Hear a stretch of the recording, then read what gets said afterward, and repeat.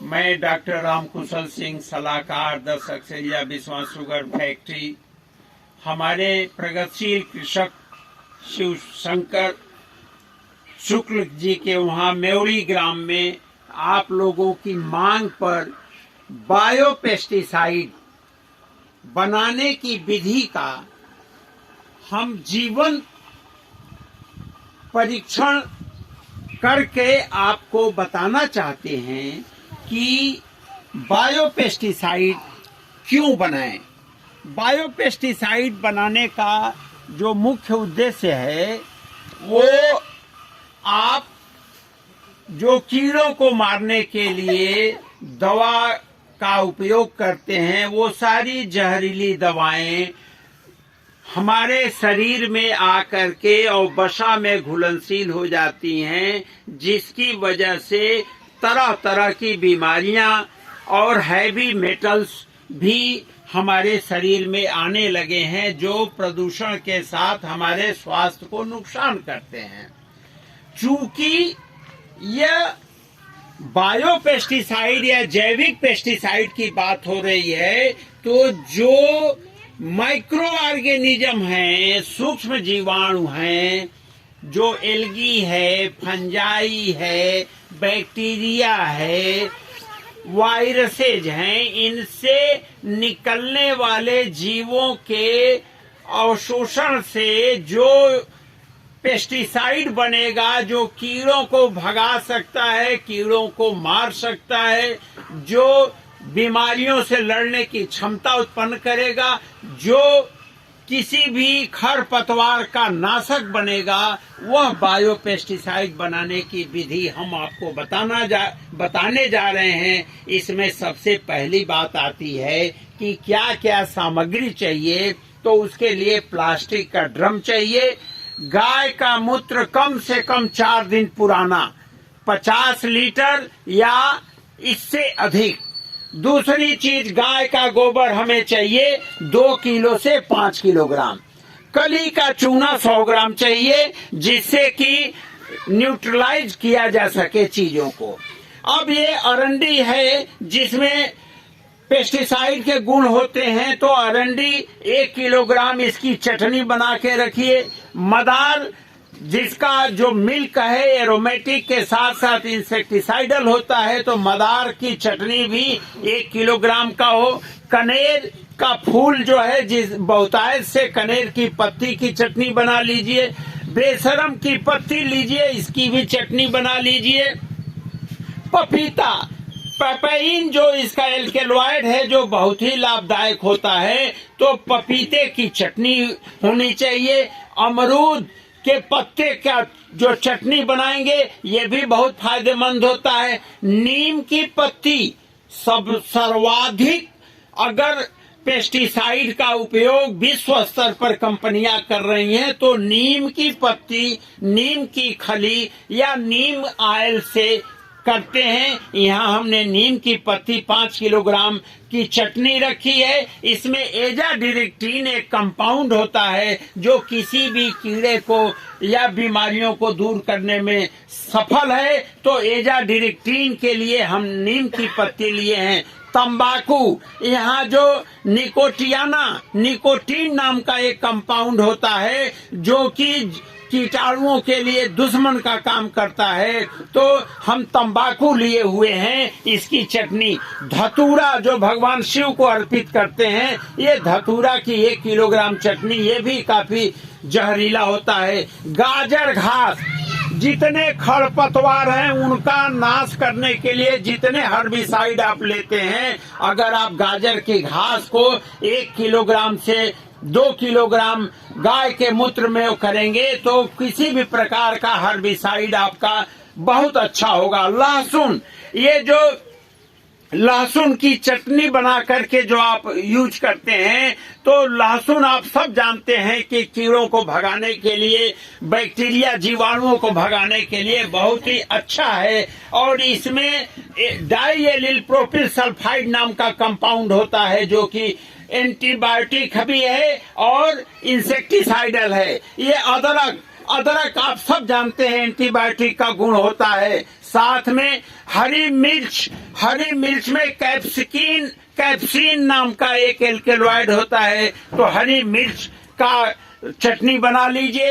हल्दी जो सबसे अच्छा एंटीबायोटिक है, हल्दी आधा किलोग्राम की आवश्यकता है। और अंत में फर्मेंटेशन की क्रिया के लिए गन्ने का रस 3 से 4 लीटर या 2 किलो 3 किलो गुड़, इसको आप घोल लें तो आपको गन्ने के रस और गुड़ से फर्मेंटेशन की क्रिया होगी।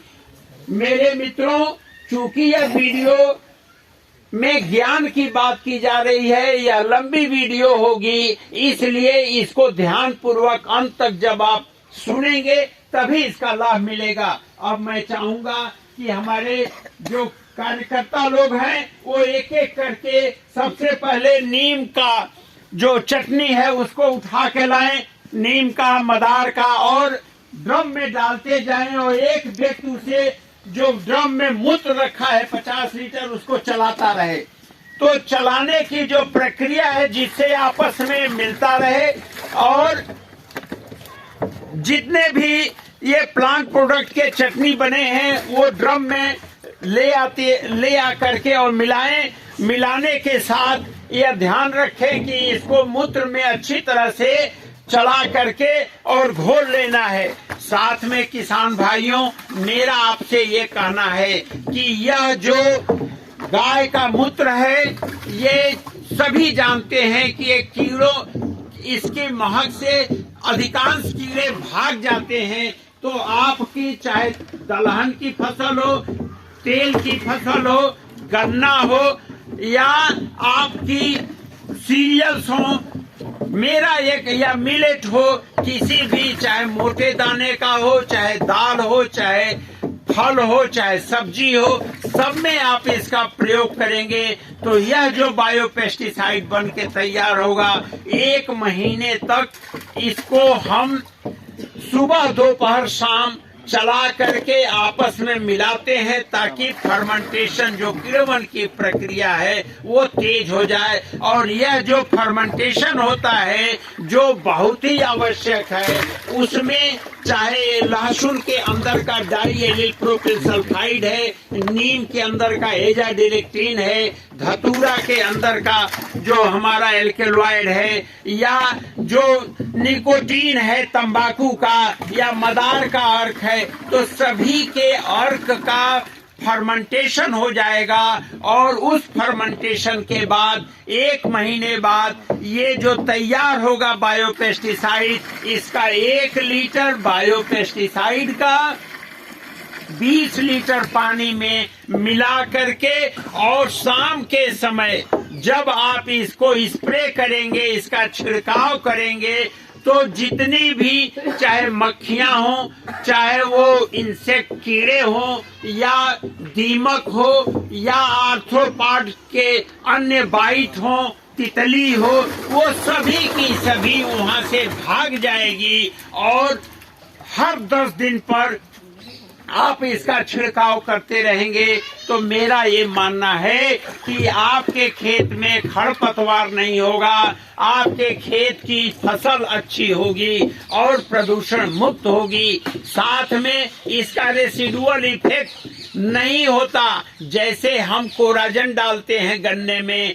या अन्य फसलों में जो भी डालते हैं, उसका रेसिडुअल इफेक्ट यानी वह पौधे के माध्यम से, सब्जी के माध्यम से, अनाज के माध्यम से हमारे शरीर में आता है। चूंकि वो बसा प्रेमी होते हैं तो इसलिए वो हमारे बसा में घुल करके और हमारे अंदर तरह तरह की बीमारियां पैदा करते हैं। इसी के विपरीत जो जैविक या बायोपेस्टिसाइड है, यह बायोपेस्टिसाइड का मूल उद्देश्य है कि यह किसी भी प्रकार से हानिकारक नहीं है, यह इको फ्रेंडली है, यानी हमारे पर्यावरण के लिए मित्र है। यह जब जमीन में जाएगा तो जितने भी मित्र जीवाणु हैं वो आएंगे और केचुआ को भी बुलाएंगे।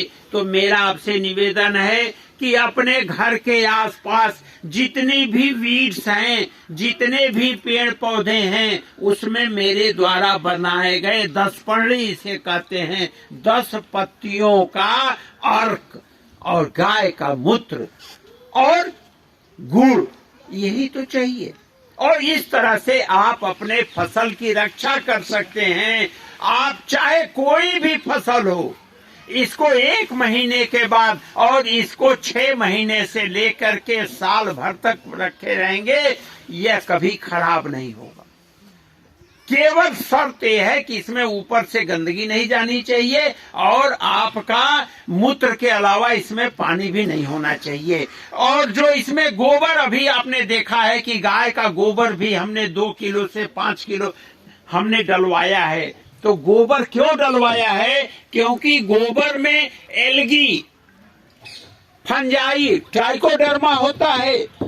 ट्राइकोडर्मा आप जानते हैं बायो कंट्रोल के लिए काफी, हम खुद आप सब लोग ट्राइकोडर्मा का उपयोग करके और काना रोग, लाल सन बीमारी को भगाए हैं, नियंत्रित किए हैं गन्ने में। कहने का मतलब कि गोबर के अंदर फंजाई भी है, बैक्टीरिया भी है, इसमें एक्टिनोमाइसिटीज होती है, स्यूडोमोनास बैक्टीरिया होती है, बैसिलस की बैक्टीरिया होती है।